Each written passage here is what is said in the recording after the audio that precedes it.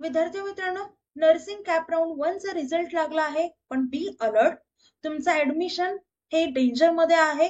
जर तुम्ही जे नवीन रूल्स आहेत ते जर फॉलो नाही केले तर एक चुकीची स्टेप तुमचा सीट हे कॅन्सल करू शकते. विद्यार्थी मित्रांनो, मी धरती तुमची एज्युकेटर ग्लोबल ऑनलाईन या युट्यूब चॅनलवरती तुमच्या सगळ्यांचं स्वागत करते. आजच्या व्हिडिओमध्ये आपण जे कॉलेज अलॉट झालंय ते फ्रीज करायचं की बेटरमेंट साठी जायचं, बेटरमेंट केल्यानंतर काय करायचं, फ्रीज केल्यानंतर काय करायचं, आपण पूर्ण ऍडमिशन प्रोसेस या व्हिडिओमध्ये पाहणार आहोत. तर व्हिडिओ शेवटपर्यंत नक्की बघा. या व्हिडिओमध्ये स्टेटस रिटेन्शन फॉर्म काय असतो हे देखील आपण डिस्कस करणार आहोत. व्हिडिओ आवडला असेल तर व्हिडिओला लाईक करा, चॅनलला सबस्क्राईब करा, कारण जो पण नवीन आपण व्हिडिओ अपलोड करू त्याचं नोटिफिकेशन तुम्हाला लगेच येईल. चला तर आता टॉपिक कडे बोलूया. ऍडमिशन प्रोसेस जनरली काय असते. आता जनरली आपण नर्सिंगसाठी ऍडमिशन घेण्यासाठी कॅप राऊंड थ्रू जातो. त्याच्यानंतर आपण प्रिफरन्स फॉर्म भरतो. आता यावर्षी एक नवीन रोल आलाय. तुमच्या लास्ट इयरला कसं होतं, एकदा तुम्ही प्रिफरन्स फॉर्म फिल केला की त्यानंतर तो प्रिफरन्स फॉर्म पुढे पास होतो, म्हणजे सेकंड राऊंडला तोच राहतो, थर्ड राऊंडला तोच राहत होता. पण यावर्षी नवीन रूल चेंज झालाय. यावर्षी प्रत्येक राऊंडला तुम्हाला प्रत्येक वेळेस प्रिफरन्स लिस्ट ही चेंज करावी लागेल आणि नवीन प्रिफरन्स लिस्ट ही टाकावी लागेल. समजलं. थर्ड रूल आहे seat allotment based on merit, हे आपल्याला माहिती आहे, अँड प्रिफरन्सेस. नेक्स्ट येतं ते म्हणजे बीएससी. आता बघा, कॉलेज अलॉट झाल्यावरती काय करायचं, तर तुम्हाला ताबडतोब कॉलेजला रिपोर्ट करावा लागेल. इतर तुम्हाला कॉलेज घ्यायचंय ते फ्रीज करायचं असेल, किंवा जरी तुम्हाला बेटरमेंट साठी जायचं असेल तरी तुम्हाला कॉलेजमध्ये जाऊन रिपोर्ट करावी लागेल. ही कंपल्सरी आहे. ओके.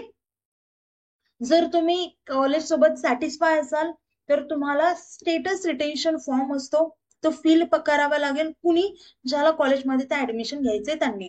पण ज्यांना ऍडमिशन घ्यायचं नाहीये त्यांनी स्टेटस रिटेन्शन फॉर्म भरायचा नाहीये, ही गोष्ट लक्षात ठेवा. त्यात पण जर तुम्हाला बेटरमेंट करायचं असेल तर त्याआधी कॉलेजला व्हिजिट करणं हे खूप गरजेचं आहे. पण स्टेटस रिटेन्शन फॉर्म भरू नका.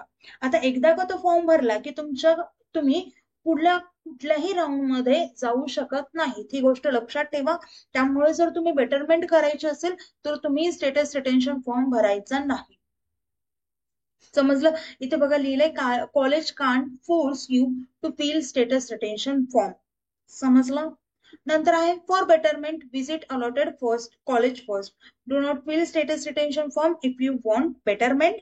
नेक्स्ट आहे one status retention form is filled no future rounds. समजलंय दोन गोष्टी. नेक्स्ट आहे आपल्याला इलिजिबिलिटी काय असेल नेक्स्ट राऊंड साठी. आता बघा, पुढच्या राऊंड मध्ये कोण कोण एलिजिबल असेल, तर ज्यांना अजून सीट मिळालेली नाहीये किंवा ज्यांनी ऍडमिशन जॉईन केलेलं नाहीये पण नवीन प्रिफरन्स फॉर्म तुम्हाला पण भरावा लागेल. Must fill new preference form. Next राऊंडला गेलो, नवीन प्रिफरन्स फॉर्म भरायचा. आता कोण इलिजिबल नसेल, resign after joining fill status retention form. आता ज्यांनी स्टेटस रिटेन्शन फॉर्म भरलाय त्यांना नेक्स्ट राऊंड मध्ये जाता येणार नाहीये, ते इलिजिबल नसतील. समजलं. किंवा फर्स्ट राऊंड मध्ये ज्यांनी ऍडमिशन कन्फर्म केलंय ते देखील नेक्स्ट राऊंड साठी इलिजिबल नसतील. आता नेक्स्ट असतं आपल्याला इन्स्टिट्यूशनल लेव्हल राऊंड. यामध्ये काय असतं, तर सर्व जे कॅप राऊंड झाल्यावरती रिकाम्या वॅकंट सीट्स ज्या असतात त्या इन्स्टिट्यूशनल लेव्हल राऊंड थ्रू आपल्याला मिळतात. ह्या फक्त सीट्स त्या स्टुडंटसाठी असतात ज्यांना कुठल्याही कॉलेजमध्ये ऍडमिशन मिळालेलं नाहीये. आता ही जी प्रोसेस असते ती प्रत्येक कॉलेजसाठी वेगळी असते. तर तुम्हाला जर इन्स्टिट्यूशनल लेवल राऊंड थ्रू जायचं असेल तर प्रत्येक कॉलेजला तुम्ही व्हिजिट करू शकता आणि प्रोसेस जाणून घेऊ शकता.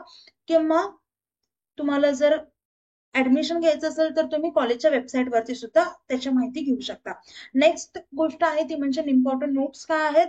फर्स्ट ऑफ ऑल पहा, अलॉटेड कॉलेज जॉईन करणं खूप महत्वाचं आहे. जर तुम्ही कॉलेज अलॉट झालं आणि तुम्ही जर कॉलेजला रिपोर्ट केलं नाही तर तुम्ही नेक्स्ट राऊंड साठी देखील इलिजिबल नसाल. आणि त्या राऊंड मध्ये जे कॉलेज अलॉट झालंय तर त्या कॉलेजमध्ये सुद्धा ऍडमिशन मिळत नाही, कारण दिलेल्या वेळेतच तुम्हाला रिपोर्ट करावा लागतो. त्यासोबतच आता पहा, आणि नेहमी अजून एक गोष्ट लक्षात ठेवा, सीट मॅट्रिक्स आणि शेड्यूल ही नेहमी ऑफिशियल वेबसाईट वरून पाहायची. इथे www.mahacet.org ही ऑफिशियल वेबसाईट आहे, तिथेच तुम्ही पाहू शकता. आता विद्यार्थी मित्रांनो, अजून एक गोष्ट आहे ती म्हणजे पेनाल्टी फॉर लिव्हिंग सीट. आता कट ऑफ डेट नंतर सीट रिझाईन केली तुम्ही तर तुम्हाला 1.5 लाखाची पेनल्टी भरावी लागते. म्हणूनच कुठलीही स्टेप घेण्यापूर्वी 100 वेळा विचार करत चला, नाहीतर तुम्हाला पेनल्टी लागू शकते. आता विद्यार्थी मित्रांनो, तुम्हाला जर नेक्स्ट इयर साठी प्रिपरेशन करायचं असेल किंवा नर्सिंग सीटी साठी ज्यांनी फॉर्म भरला नसेल, JEE साठी इंजिनिअरिंग साठी ऍडमिशन घ्यायचं असेल किंवा MBBS सारखे कोर्सेस साठी ऍडमिशन घ्यायचं असेल तर विद्यार्थी मित्रांनो, तुमच्यासाठी आमच्याकडे कम्प्लीट कोर्स आहे ज्यामध्ये तुम्हाला लाईव्ह व्हिडिओ लेक्चर्स मिळतील, रेकॉर्डेड लेक्चर्स मिळतील, 50+ फुल सिलेबस टेस्ट सिरीज मिळेल, त्यासोबतच 2000+ MC question bank and full syllabus notes देखील मिळतील. पहा विद्यार्थी मित्रांनो, या सर्व गोष्टी तुम्हाला आपल्या एकाच कोर्समध्ये मिळणार आहेत. आता इथे आपल्याकडे नीट, नर्सिंग सीईटी, PCB सीईटी या तिन्ही एक्झामसाठी वेगवेगळे कोर्सेस आहेत. आता बरेच जण सजेस्ट करतात की एका एक्झामचा अभ्यास केला म्हणजे तुम्ही तीनही एक्झामसाठी क्वालिफाय असाल, तर असं होणार नाहीये, कारण तीनही एक्झामचा सिलेबस कम्प्लिटली डिफरंट आहे. त्यामुळे आपल्याला तयारी देखील डिफरंट करावी लागेल. तर विद्यार्थी मित्रांनो, आपल्याकडे सिंगल कोर्सेस देखील आहेत. सिंगल कोर्सची प्राइस असेल फक्त 5,000 रुपये. आणि जर तुम्हाला हे सर्व कोर्सेस बाय करायचे तर त्या कॉम्बो कोर्सची प्राइस असेल फक्त 10,000 रुपये. तर तुम्हाला कोर्स जॉईन करायचा असेल तर नक्की जॉईन करा. आपला रेकॉर्ड आहे की आपण 97, 98, 99% पर्यंत स्टुडंट्सला मार्क्स पडलेत. सो तुम्ही हा कोर्स नक्कीच जॉईन करा जर तुम्हाला 98, 99% पाहिजे असतील तर. विद्यार्थी मित्रांनो, कुठल्याही प्रकारचे डाऊट्स असतील तर दिलेल्या नंबरवरती तुम्ही कॉन्टॅक्ट करू शकता. आता हा कोर्स कसा जॉईन करायचा ते पाहूयात. ग्लोबल ऑनलाईन प्ले स्टोर वरती जाऊन डाउनलोड करा. त्यानंतर ऍप्लिकेशन ओपन करा. ऍप्लिकेशन ओपन केल्यानंतर नाव आणि नंबर एंटर केल्यानंतर तुम्हाला असा इंटरफेस समोर येईल. इंटरफेसच्या पहा डाउनवर्ड साईडला स्टोर असा आयकॉन असेल, त्या स्टोर आयकॉन वरती क्लिक करा. त्यावरती क्लिक केल्यानंतर तुम्हाला कोर्सेसचा पेज असेल. जो कोर्स डाउनलोड एनरोल करायचा आहे तो कोर्स सर्च करा. त्यानंतर तुम्हाला तो कोर्स खाली येईल. तो कोर्स ओपन करा आणि तो कोर्स एनरोल करा. त्यानंतर कोर्सेसच्या सर्व गोष्टी ऍक्सेस होतील. त्यासोबतच तुम्हाला आमच्या व्हॉट्सअप ग्रुपवर देखील ऍड केलं जाईल. तर विद्यार्थी मित्रांनो, हा कोर्स नक्कीच जॉईन करा. तुमच्या फ्युचरसाठी या कोर्सचा खूप फायदा होईल. विद्यार्थी मित्रांनो, व्हिडिओ आवडला असेल तर व्हिडिओला लाईक करा, चॅनलला सबस्क्राईब करा. आता आपला व्हिडिओ इथेच थांबूया. Thank you. Have a nice day. Bye.